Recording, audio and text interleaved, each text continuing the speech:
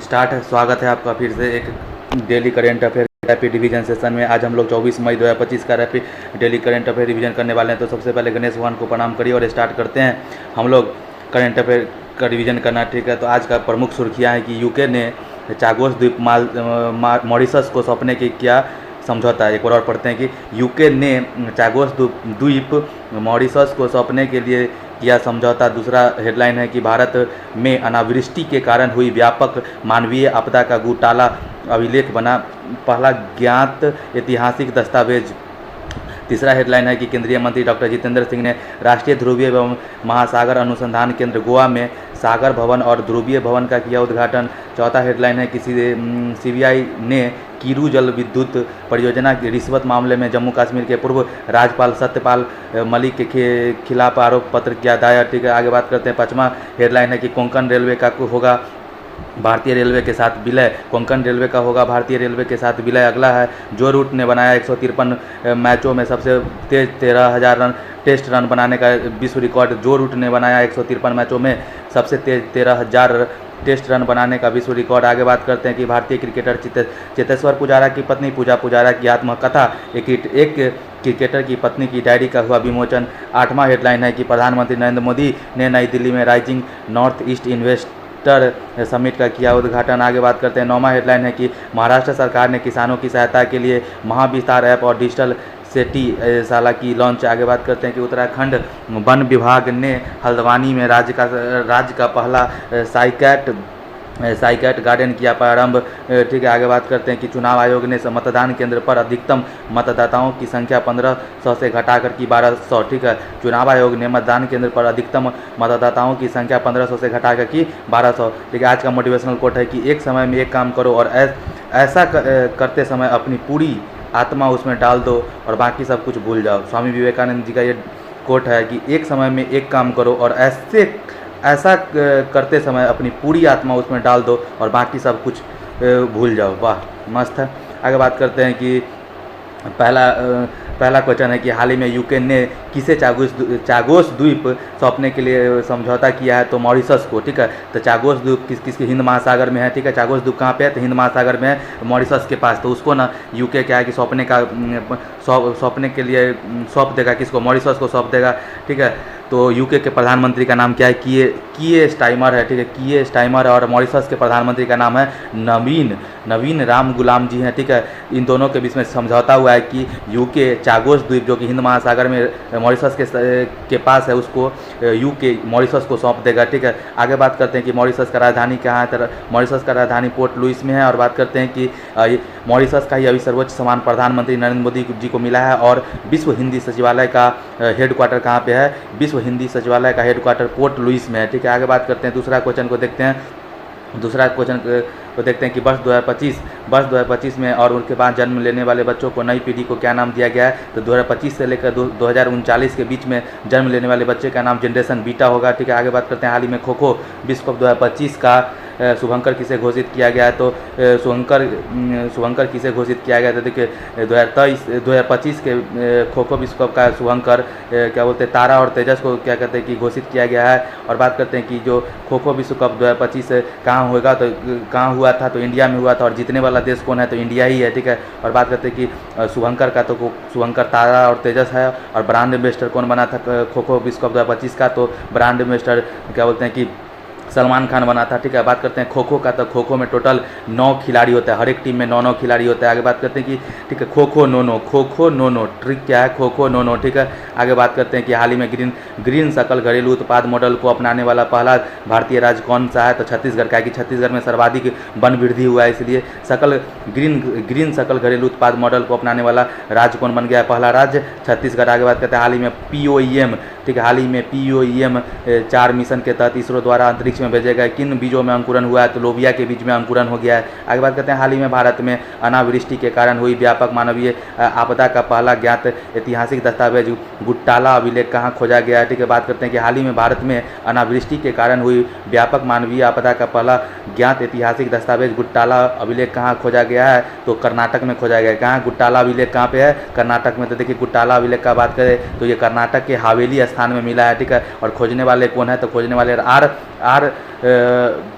सेजेश्वर जी हैं, ठीक है, आर सेजेश्वर जी हैं, जो कि Karnataka archaeological survey of India के हेड हैं, ठीक है। और बात करते हैं कि इसका उद्देश्य क्या है, कि इस क्या बोलते हैं गुटाला अभिलेख में किस चीज़ का चर्चा है, तो अनावृष्टि के कारण होने वाले मैंने अनावृष्टि का मतलब क्या होता है कि वर्षा के कमी के कारण होने वाले नुकसान के बारे में क्या बोलते हैं गुटाला अभिलेख में चर्चा किया गया। और बात करते हैं कि इसमें क्या हुआ था कि अनावृष्टि के कारण जो होने वाला जो गुटाला जो दिक्कत आया था, उसमें क्या हुआ था कि व्यापक मानवीय आपदा आया था, जिसमें बहुत सारे लोगों का मृत्यु हो गया था। और बात करते हैं कि यह मृत्यु का भारत का पहला ज्ञात ऐतिहासिक साक्ष्य, ठीक है, माने व्यापक मानवीय आपदा मतलब मृत्यु का भारत का पहला ज्ञात ऐतिहासिक साक्ष्य कौन सा है, गुटाला अभिलेख है। यह अभिलेख कब का है, तो 1539 का, ठीक है, 1539 का गुटाला अभिलेख है, ठीक है, जो कि कर्नाटक का। ध्यान रखिएगा। आगे बात करते हैं कि 3 और अभिलेख जो कि बहुत ही महत्वपूर्ण है, वो कौन है, तो पहला तो हो गया मास्की अभिलेख हो गया कर्नाटका का। मास्की अभिलेख क्या है, कर्नाटका का। इसका खास बात क्या है कि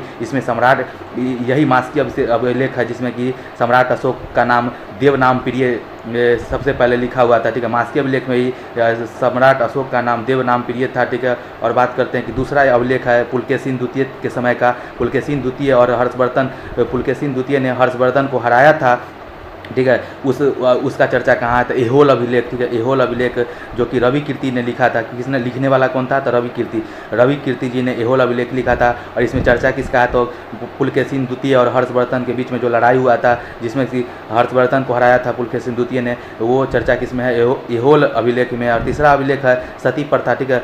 क्या बात है, सती प्रथा का पहला उल्लेख कहाँ पे मिलता है, तो सती प्रथा का पहला उल्लेख एरन अभिलेख जो कि भानुगुप्त के द्वारा ठीक है लिखा गया था, ठीक है। तो उस भानुगुप्त के द्वारा लिखा गया एरन अभिलेख में सती प्रथा का पहला उल्लेख है, ठीक है। बात करते हैं अभिलेखों के अध्ययन को स्टडी ऑफ अभिलेख किसको क्या कहा जाता है, एपिग्राफी कहा जाता है। आगे बात करते हैं देखिए यहाँ पर क्या लिखे हैं सर, ये भगवान क्या है, भगवान बसवेश्वर हैं, इन्हीं के पास ना क्या होता है जितने भी ये जो क्या बोलते हैं ये आपदा आया था ना, ये वाला गुटाला अभिलेख के पास जो मानवीय जितने लोगों का मृत्यु हुआ था, इस भगवान के सामने भी उसको दफन कर दिया गया था, ठीक है। भगवान बसवेश्वर, ठीक है, बनवेश्वर के स्थान पे, ठीक है, इन्हीं के आसपास में सबको दफन किया गया था। बात करते हैं हाल ही में जल्लीकट्टू 2025 का पहला आयोजन कहाँ हुआ था, तो जल्लीकट्टू कहाँ का राष्ट्रीय त्यौहार है, तो तमिलनाडु का। और कौन कौन सा त्यौहार है, तो पुंथारू है, थाई पूसम है, ठीक है। थाई पूसम क्या है कि जीभ के आर पार सुई करना या फिर गाल के आर पार क्या बोलते हैं सुई करना, थाई पूसम हो गया। पुंथारू फेस्टिवल भी तमिलनाडु में है, जल्लीकट्टू भी तमिलनाडु का है। बात करते हैं हाल ही में चर्चा में रहे भारत पोर्टल का संबंध किससे है, तो CBI से, central bureau of investigation, CBI, ठीक है ना, का पोर्टल का नाम है भारत पोल, ठीक है। आगे बात करते हैं वर्ष 2025 के गणतंत्र दिवस के मुख्य अतिथि कौन थे, तो देखिए वर्ष 2025 के रिपब्लिक डे के मुख्य अतिथि कौन थे, तो प्रबोवो सुबियांतो थे, जो कि इंडोनेशिया के प्रेसिडेंट है। आगे बात करते हैं कि हाल ही में इसरो के 11वें अध्यक्ष किसे नियुक्त किया गया है, तो V नारायणन को इसरो का 11वां क्या बोलते हैं कि अध्यक्ष चुना गया है। बात करते हैं कि हाल ही में किस राज्य में स्थित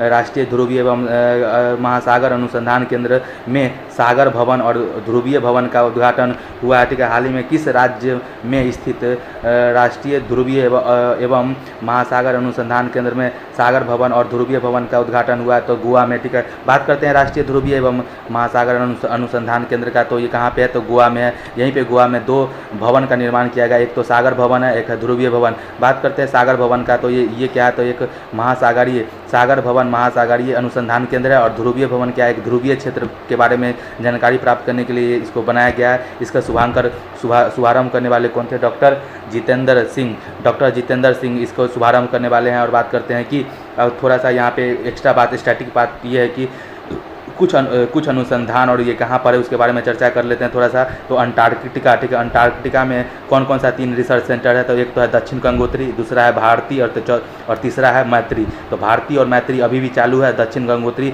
सबसे पुराना था, ठीक है, वो अभी बंद कर दिया गया, ठीक है। आगे बात करते हैं कि आर्कटिक सागर में कौन सा है, तो हिमाद्री है। आर्कटिक सागर में कौन सा रिसर्च सेंटर है, तो हिमाद्री है। और हिमालय में कौन सा है, तो हिमांश रिसर्च सेंटर कहाँ पे, हिमालय में है। आगे बात करते हैं गोवा का। तो गोवा को राजधानी बनाने वाला कौन था, तो Nino de Cunha. Nino de Cunha थे पुर्तगाली क्या बोलते हैं गवर्नर नीनो डी कुन्हा ने गोवा को अपना राजधानी बनाया था। बात करते हैं कि ऑपरेशन विजय के तहत 1961 में पुर्तगाली से गोवा को खाली करवाया गया और गोवा को यूटी यूनियन टेरिटोरी बनाया गया, ठीक है, केंद्र शासित प्रदेश बनाया गया। और बाद में 1987 में 56वां संविधान संशोधन करके गोवा को यूटी से पूर्ण राज्य का दर्जा दिया गया। बात करते हैं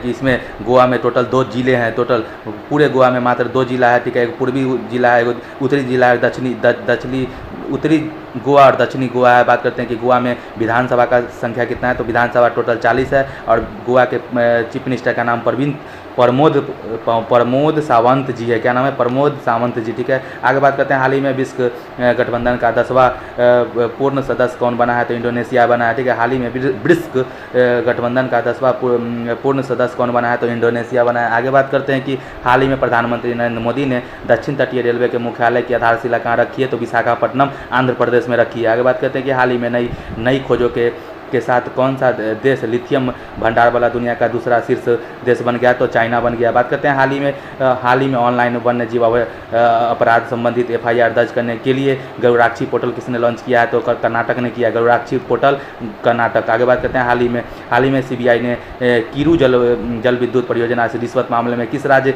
या केंद्र शासित प्रदेश के पूर्व राज्यपाल सत्यपाल मलिक के खिलाफ आरोप पत्र दायर किया है, तो जम्मू कश्मीर के पूर्व राज्यपाल जिनका नाम था सत्यपाल मलिक, ठीक है, उनके खिलाफ क्या होता है कि CBI ने रिश्वत के मामले में केस दर्ज किया है। तो देखिए बात करते हैं सबसे पहले कीरू जल विद्युत परियोजना के बारे में। तो कीरू जल विद्युत परियोजना कहाँ पे है, तो जम्मू कश्मीर के किश्तवाड़ा जिला में है, ठीक है। किश्तवाड़ा जिला कहाँ पे है, तो चेनाब नदी के किनारे में। तो देखिए चेनाब नदी में ना क्या हुआ था कि बहती हुई नदी पर एक बांध बनाया गया था और उसी से बिजली उत्पादन करने के लिए बांध बनाया गया था, जिसको बोला जाता था run of the river project. क्या प्रोजेक्ट का नाम क्या था, run of the river project, ठीक है। और उसी मामले में क्या होता है, इसी के निर्माण के मामले में पूर्व राज्यपाल जम्मू कश्मीर के पूर्व राज्यपाल सत्यपाल मलिक, ठीक है, सत्यपाल मलिक को CBI ने आरोप पत्र दिया। और बात करते हैं कि इसमें 22,000 करोड़ रुपए का, ठीक है, 22,000 करोड़ रुपए का कॉन्ट्रैक्ट का भ्रष्टाचार का मामला सामने आया है। बात करते हैं कि CBI के बारे में, तो CBI का स्थापना 1963 में हुआ था, ठीक है। CBI माने सेंट्रल ब्यूरो ऑफ इन्वेस्टिगेशन का स्थापना कब हुआ था, 1963 में, ठीक है। और बात करते हैं कि CBI को शक्ति कहाँ से मिलती है, तो दिल्ली पुलिस विशेष स्थापना एक्ट जो अधिनियम है 1946 का, दिल्ली पुलिस स्थापना अधिनियम 1946 के द्वारा CBI को पावर मिलता है। इसके अभी वर्तमान निर्देशक कौन है, CBI के वर्तमान निर्देशक कौन है, परवीन सूद जी हैं। आगे बात करते हैं चेनाब का। तो चेनाब नदी पे कौन सा बांध है, चेनाब नदी पर दुलस्ती बांध हो गया, रैटल बांध हो गया, सलाल बांध हो गया, पलकडुम बांध हो गया और बगलिहार बांध हो गया, ठीक है। और झेलम पे कौन सा है, तो झेलम में तुलबुल परियोजना है और उड़ी परियोजना, ठीक है। तुलबुल परियोजना और उड़ी परियोजना कहाँ क्या बोलते हैं कि झेलम पे। आगे बात करते हैं कि हाल ही में चर्चा में रही हाउ इंडिया स्केल MTG20 पुस्तक का संबंध किससे है। हाल ही में चर्चा में रही जी हाउ इंडिया स्केल MTG20 पुस्तक का संबंध किससे है, तो अमिताभ कांत जी से है, ठीक है। अमिताभ कांत जी से है, जिन्होंने मेक इन इंडिया पुस्तक भी लिखा था। आगे बात करते हैं हाल ही में भारतीय नौसेना ने प्रोजेक्ट P75 के तहत शामिल हुई छठी और अंतिम अत्याधुनिक स्कॉर्पियन श्रेणी की पनडुब्बी कौन सा है, तो बागसीर है, ठीक है, बागसीर है। तो देखिए छठा ये है, तो 5 पहले कौन था, तो कलवरी था, खांडेरी था, करंज था, बेला था, बागसीर था, और छठा कौन आ गया, बागसीर, ठीक है, बागीर और बागसीर, ठीक है। तो पहला कौन था, कलवरी था, दूसरा खांडेरी, तीसरा करंज, चौथा बेला, पाँचवा बागीर और छठा हो गया बागसीर, ठीक है। आगे बात करते हैं कि हाल ही में इंटरपोल ने लॉन्ड्रिंग संपत्ति का पता लगाने के लिए पहली बार कौन सा नोटिस जारी किया, तो सिल्वर नोटिस जारी किया। आगे बात करते हैं हाल ही में वैश्विक ब्लू ब्लैक फ्लैग प्रमाणन प्राप्त करने वाला कप्पर और चल समुद्र पर तट संबंध किससे है, तो केरला से। आगे बात करते हैं कि हाल ही में कोंकण रेलवे ने भारतीय रेलवे के साथ विलय की घोषणा की है। इसका मुख्यालय कहाँ पे है, तो देखिए कोंकण रेलवे का मुख्यालय नवी मुंबई में है। तो देखिए यहाँ पे मैप में आपको दिख रहा है कि दक्षिण भारत में महाराष्ट्र से लेकर, ठीक है, महाराष्ट्र से लेकर कर्नाटक तक के महाराष्ट्र से लेकर कर्नाटक तक के समुद्री तट को कोंकण तट कहा जाता है, ठीक है। महाराष्ट्र, गोवा और कर्नाटक आता है, ठीक है। कोंकण रेलवे में इसका स्थापना 1990 में किया गया था। इसका स्थापना 1990 में किया गया था और इसका परिचालन कब से स्टार्ट हो गया था? 1998 में इसका क्या होता है कि परिचालन स्टार्ट हो गया था। ये कहाँ से कहाँ तक ये ट्रेन चलता था? तो ये रोहा, महाराष्ट्र के रोहा से लेके कर्नाटक के मंगलुरु तक, बाद में इसको एक्सटेंड करके केरल तक कर दिया गया, ठीक है। ये टोटल कितना किलोमीटर का मार्ग तय करता था? तो 741 किलोमीटर का मार्ग तय करता था। और बात करते हैं कि ये कोंकण रेलवे इतना फेमस क्यों है? क्योंकि ये जटिल भूभाग से गुजरता है और मात्र 741 किलोमीटर मार्ग को पार करने में इसको 91 सुरंग का क्या कहते हैं कि पार करना पड़ता है, ठीक है। और बात करते हैं कोंकण रेलवे का हेडक्वार्टर नवी मुंबई में है। और बात करते हैं कि जो कोंकण रेलवे था पहले इसमें केंद्र का हिस्सेदारी 51% था। अगर 100 रुपया खर्चा होगा तो 51 रुपया क्या होता है केंद्र सरकार देगा और राज्य सरकार 49 रुपया लगाएगा, ठीक है। उस 49 रुपया में देखिए 22% पैसा महाराष्ट्र लगाता था, 6% पैसा गोवा लगाता था, कर्नाटक 15% पैसा लगाता था और केरल 6% पैसा लगाता था, ठीक है। महाराष्ट्र 22%, गोवा 6%, कर्नाटक 15% और केरल 6%, ठीक है। आगे बात करते हैं यूनेस्को का। तो देखिए ये यूनेस्को में कब शामिल हुआ? जो कोंकण रेलवे है,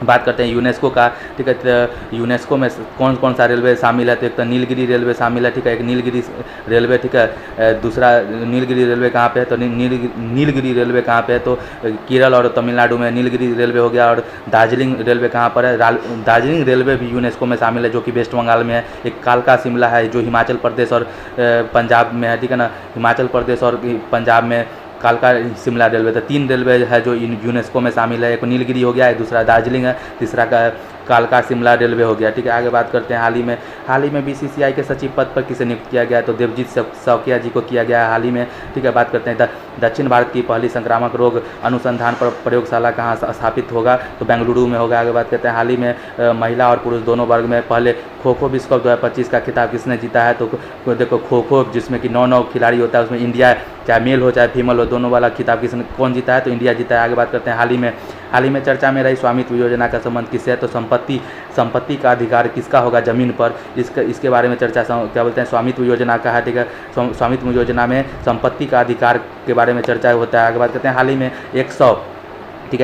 153 मैचों में सबसे तेज 13,000 टेस्ट रन बनाने का विश्व रिकॉर्ड किसने स्थापित किया? तो जो रूट इंग्लैंड के खिलाड़ी हैं जो कि टेस्ट क्रिकेट में सबसे फास्टेस्ट 13,000 रन मात्र 153 मैच में सबसे तेज फास्टेस्ट 13,000 रन पुराने वाले पहले खिलाड़ी बन गए। और बात करते हैं T20 में 13,000 सबसे तेज T20 में 13,000 रन बनाने वाले भारतीय कौन बने हैं? T20 में विराट कोहली का नाम आएगा और टेस्ट में बात करते हैं जो रूट का नाम आएगा। और बात करते हैं कि अभी हाल ही में विराट कोहली और रोहित शर्मा ने क्या होता है कि क्रिकेट से संन्यास ले लिया है। आगे बात करते हैं, ठीक है। आगे बात करते हैं कि 85वां अखिल भारतीय, ठीक है, 85वां अखिल भारतीय पीठासीन अधिकारियों का सम्मेलन कहाँ पे हुआ है? तो पटना में हुआ है, ठीक है, पटना बिहार में। आगे बात करते हैं हाल ही में यूएसए के 50वें उपराष्ट्रपति के रूप में किसने शपथ ली है? तो जेडी वेंस ने, ठीक है। क्या बोलते हैं कि यूएसए के उपराष्ट्रपति के तौर पर 50वें उपराष्ट्रपति के तौर पर जेडी वेंस ने लिया और राष्ट्रपति के तौर पर डोनाल्ड ट्रंप ने लिया, रिपब्लिकन पार्टी से है, ठीक है। आगे बात करते हैं कि हाल ही में ब्रिक्स ब्लॉक का 9वां भागीदार देश कौन बना है? तो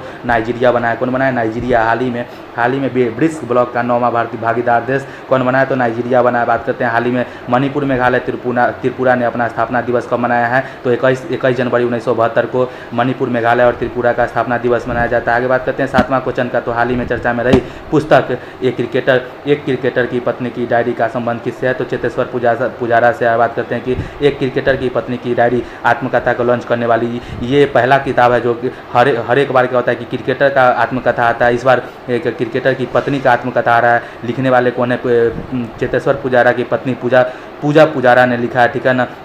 इसमें किस बात का चर्चा है, ठीक है। एक क्रिकेटर की पत्नी की डायरी जो ऑटोबायोग्राफी है चेतेश्वर पुजारा की पत्नी पूजा पुजारा का, तो उसमें उन्होंने अपना दिल की बात लिखा है जो कि स्टैंड से लेकर मैदान तक की कहानी लिखा गया है, जो कि पर्दे के पीछे एक संघर्ष पत्नी और एक क्रिकेटर के बीच में क्या होता है, क्रिकेटर क्या झेलते हैं उसके बारे में इसमें चर्चा है। आगे बात करते हैं 8वां क्वेश्चन का। यहाँ पर देखिए बात करते हैं कि कुछ क्रिकेटर और उनका आत्मकथा का पुस्तक straight from the heart Kapil Dev का किताब है। I have the street Ajit R Ashwin का क्रिकेटर का पुस्तक आत्मकथा है। बात करते हैं बिलीफ सुरेश रैना का पुस्तक का नाम है। वाइड एंगल अनिल कुंबले के पुस्तक का नाम है। आगे बात करते हैं कि नो स्पिन शेन वान का पुस्तक का नाम है। Winner mindset Shane Watson के पुस्तक का नाम है। The test of my life Yuvraj Singh के पुस्तक का नाम है। A century is not enough Sourav Ganguly के पुस्तक का नाम है। Playing in my it my way Sachin Tendulkar के पुस्तक का नाम है। आगे बात करते हैं कि एडेलमेंट ट्रस्ट बैरोमीटर 2025 में भारत को कौन सा स्थान मिला है, तो तीसरा स्थान मिला है। बात करते हैं कि 23 जनवरी को मनाए जाने वाला राष्ट्रीय पराक्रम दिवस से संबंध किससे है, तो सुभाष चंद्र बोस से है। ठीक है, आगे बात करते हैं ग्लोबल फायर पावर इंडेक्स 2025 में भारत को कौन सा स्थान मिला है, तो चौथा स्थान मिला है। ग्लोबल फायर पावर इंडेक्स 2025 में भारत को कौन सा स्थान मिला है, तो चौथा स्थान मिला है। आगे बात करते हैं हाल ही में सुभाष चंद्र बोस आपदा प्रबंधन पुरस्कार 2025 के किसे चुना गया है, तो इनकोई संस्था को मिला है। ठीक है ना, सुभाष चंद्र बोस आपदा प्रबंधन पुरस्कार 2025 वाला इनकोई एक संस्था है जो कि समुद्री क्षेत्र में काम करता है। ठीक है, आगे बात करते हैं कि हाल ही में प्रधानमंत्री नरेंद्र मोदी ने rising north east investor summit का उद्घाटन कहाँ किया है, तो नई दिल्ली में किया है। नॉर्थ ईस्ट बात करते हैं उत्तर पूर्वी भारत में कौन 8 राज्य आता है। ठीक है, उसमें निवेश को बढ़ावा देने के लिए rising north east investor summit का आयोजन 23 मई को स्टार्ट किया गया था। ठीक है, कहाँ पे, नई दिल्ली में किया गया था। इसमें एक ईस्ट नाम का, ठीक है ना, ईस्ट नाम का एक योजना यहाँ पे चालू किया गया था। ई का मतलब होता है इम्पावर माने शक्ति, ए का मतलब होता है एक्ट माने कार्य करना, एस का मतलब होता है स्ट्रॉन्ग का मतलब होता है मजबूत, और टी का मतलब होता है कि ट्रांसफॉर्म करना माने बदलाव लाना, माने कि पूर्वोत्तर राज्य को सशक्त करना, कार्यान्वित करना, मजबूत करना और बदलाव लाना क्या कहते हैं कि rising north east investor summit का मेन उद्देश्य है। बात करते हैं कि इस समिट में क्या बोलते हैं कि 8 राज्य के 7 चीफ मिनिस्टर भाग लिए, क्योंकि एक राज्य जो कि मणिपुर है उसमें तो अभी राष्ट्रपति शासन लगा हुआ है मणिपुर, क्योंकि वहाँ के चीफ मिनिस्टर जो कि बीरेन सिंह थे उन्होंने इस्तीफा दे दिया था। ठीक है, तो अभी 7 सीएम ने इस क्या बोलते हैं कि rising north east investor summit में भाग लिया है। ठीक है, आगे बात करते हैं देखिए अब बात करते हैं कि 8 नॉर्थ ईस्ट स्टेट और उसका स्थापना कब हुआ था, वहाँ के चीफ मिनिस्टर कौन है, उसके बारे में थोड़ा चर्चा कर लेते हैं। ठीक है, पहला है मणिपुर। ठीक है, मणिपुर में तो देखिए राष्ट्रपति शासन लगा हुआ है, तो यहाँ के राज्यपाल अजय कुमार भल्ला जी है और मणिपुर का स्थापना 1972 में हुआ था। बात करते हैं असम का, तो असम का भी चीफ मिनिस्टर हेमंत बिस्व शर्मा जी हैं। और अरुणाचल प्रदेश का बात करें तो इसका स्थापना 1987 को हुआ था, यहाँ के चीफ मिनिस्टर का नाम पेमा खांडू है। नागालैंड का बात करें तो इसका स्थापना 1963 में हुआ था, ठीक है, और इसका चीफ मिनिस्टर का नाम नेफ्यू रियो है। और मेघालय का बात करें तो मेघालय का स्थापना 1972 में हुआ था, यहाँ के चीफ मिनिस्टर का नाम कॉमरेड संगमा है। बात करते हैं मिजोरम का, तो मिजोरम का स्थापना 1987 में हुआ था, यहाँ के चीफ मिनिस्टर का नाम लाल धूमा है। और त्रिपुरा का स्थापना 1972 में हुआ था, और यहाँ के चीफ मिनिस्टर का नाम मनिक शाह है। क्या है, मनिक शाह। बात करते हैं लास्ट सिक्किम का, तो सिक्किम का स्थापना 1975 में हुआ था, यहाँ के चीफ मिनिस्टर का नाम प्रेम सिंह तवांग है। ठीक है, आगे बात करते हैं कि हाल ही में भारत का पहला एयर टैक्सी प्रोटोटाइप शून्य लॉन्च करने वाला एरोस्पेस स्टार्टअप सरला एविएशन का मुख्यालय कहाँ पे है, तो बेंगलुरु में है। आगे बात करते हैं कि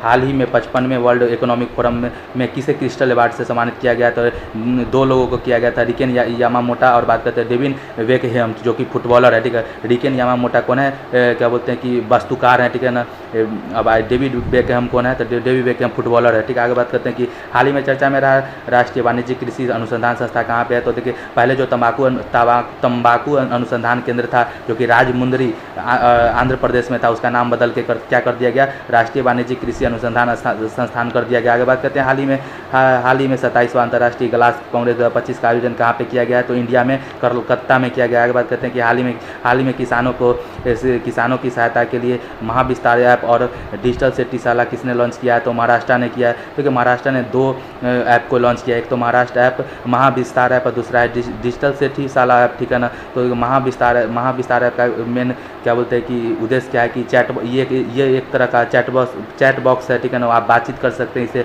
मराठी भाषा में किसानों से बातचीत कर सकते हैं। और एक डिजिटल सेठीशाला ऐप है जिसका काम है कि कीटनाशक का सही उपयोग का तकनीकी का जानकारी लेना होगा, तो डिजिटल सेठीशाला ऐप पे आप कर सकते हैं। ये दोनों ऐप महाराष्ट्र का है, यहाँ के चीफ मिनिस्टर का नाम देवेंद्र फडणवीस जी हैं। ठीक है, इन्होंने किसानों की सहायता के लिए महाविस्तार ऐप और डिजिटल सेठीशाला ऐप को लॉन्च किया। आगे बात करते हैं कि हाल ही में नीति आयोग के पहले राजकोषीय स्वास्थ्य सूचकांक में शीर्ष स्थान किसको मिला है, तो उड़ीसा को मिला है। आगे बात करते हैं कि हाल ही में मान्यता प्राप्त वेटलैंड शहरों की सूची में शामिल होने वाला पहला भारतीय पहला भारतीय शहर कौन बना है, तो पहला तो देखिए एक इंदौर बना है मध्य प्रदेश का, एक उदयपुर बना है राजस्थान का। आगे बात करते हैं कि हाल ही में मरणोपरांत पद्म विभूषण पुरस्कार से किसे सम्मानित किया गया है, तो देखिए अभी 7 लोगों को पद्म विभूषण पुरस्कार से सम्मानित किया गया है। तो पहला है शारदा सिन्हा, बिहार की कोकिला, ठीक है। अगला बात करते हैं ओसामू सुजुकी गाड़ी के जो संस्थापक हैं। आगे बात करते हैं कुमुदिनी लाखिया, कथक की डांसर। एक वासुदेव नायर जी हो गए। अगला है डॉक्टर नागेश्वर रेड्डी जी हैं। एक जस्टिस खेयर जी हैं। और एक अगला है लक्ष्मी नारायण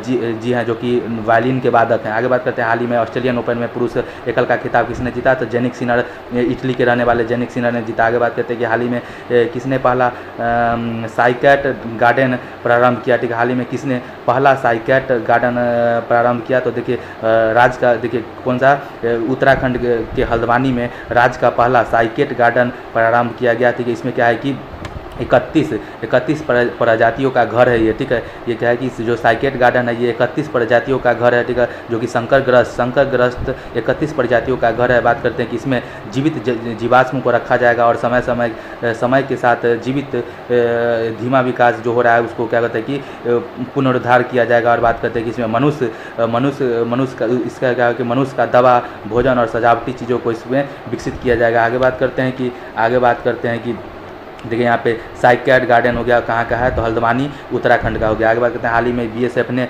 ऑपरेशन सरधवा का आयोजन कहाँ पे किया, तो राजस्थान में। आगे बात करते हैं हाल ही में समान नागरिक संहिता लागू करने वाला पहला राज्य कौन सा बना है, उत्तराखंड, ठीक है। हाल ही में समान नागरिक संहिता लागू करने वाला पहला राज्य कौन बना है, उत्तराखंड। आगे बात करते हैं हाल ही में प्रत्येक चिनार पेड़ के लिए डिजिटल ट्री और आधार पहल किसने लॉन्च किया, तो जम्मू कश्मीर में किया है। आगे बात करते हैं किस देश में आयोजित होने वाला AI शिखर सम्मेलन में नरेंद्र मोदी ने सह अध्यक्षता की है, तो देखिए फ्रांस का राजधानी पेरिस में तीसरा AI समिट हुआ है। आगे बात करते हैं चुनाव आयोग ने मतदान केंद्र पर अधिकतम मतदाताओं की संख्या 1500 से घटाकर 1200 कर दिया, ये जानकारी है। आगे बात करते हैं कि फटाफट आइए रिवीजन करते हैं, ठीक है। फटाफट आइए रिवीजन करते हैं 23 मई 2025 का फटाफट रिवीजन करते हैं कि हाल ही में भारत वर्ष 2025-26 के लिए एशियाई उत्पादकता संगठन का अध्यक्ष चुना गया है। इस संगठन का मुख्यालय कहाँ पे, तो टोक्यो में हो गया। आगे बात करते हैं कि हाल ही में AI डिफेक्ट के विरुद्ध टेक इन डाउन एक्ट किसने पारित किया, तो USA ने। आगे बात करते हैं हाल ही में हुई गणना के अनुसार भारत में एशियाई शेरों की संख्या कितनी दर्ज की गई, 891 हो गया। आगे बात करते हैं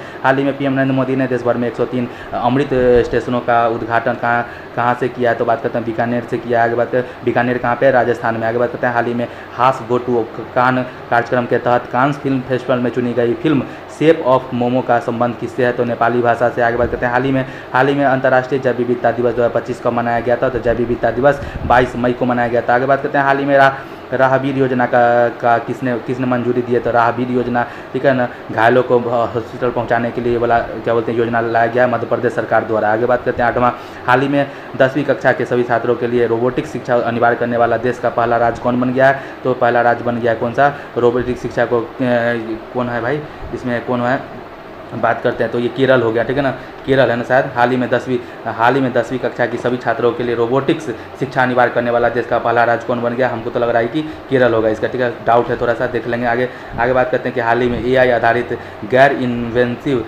इन्वेंसिव रक्त प्रशिक्षण उपकरण अमृत महोत्सव भारत लॉन्च करने वाला सरकारी नीलोफर अस्पताल कहाँ पे है, तो सरकारी नीलोफर अस्पताल हैदराबाद में। एक और पढ़ते हैं कि हाल ही में AI आधारित गैर इन्वेंसिव रक्त प्रशिक्षण उपकरण अमृत स्वास्थ्य भारत लॉन्च करने वाला सरकारी नीलोफर अस्पताल कहाँ स्थित है, तो हैदराबाद में। हैदराबाद कहाँ पे, तेलंगाना में। आगे बात करते हैं हाल ही में शूटर कनक ने किस देश में आयोजित जूनियर विश्व कप में देश के लिए पहला स्वर्ण पदक जीता है, तो ये जर्मनी हो जाएगा। आगे बात करते हैं हाल ही में कृषि समृद्धि का उत्सव रोंगालू बिहू कहाँ आयोजित हुआ है, तो असम में। आगे बात करते हैं हाल ही में भारतीय सेना ने बटालिक क्रिकेट लीग 2025 का आयोजन कहाँ पे किया है, तो बटालिक लीग का कहाँ करते हैं, लद्दाख में हुआ है, ठीक है। आगे बात करते हैं कि नाबार्ड के बारे में बताइए। नाबार्ड के बारे में, तो नाबार्ड का फुल फॉर्म होता है national board for agriculture and research department. इसका स्थापना 1982 में 12 जुलाई 1982 में शिवरमन समिति के सिफारिश पे हुआ था, ठीक है। आगे बात करते हैं इसके वर्तमान अध्यक्ष KV साची जी हैं। आगे बात करते हैं इसी के साथ हमारा आज का रिवीजन सेशन समाप्त होता है। मिलते हैं फिर किसी नए रिवीजन सेशन में, तब तक के लिए बाय।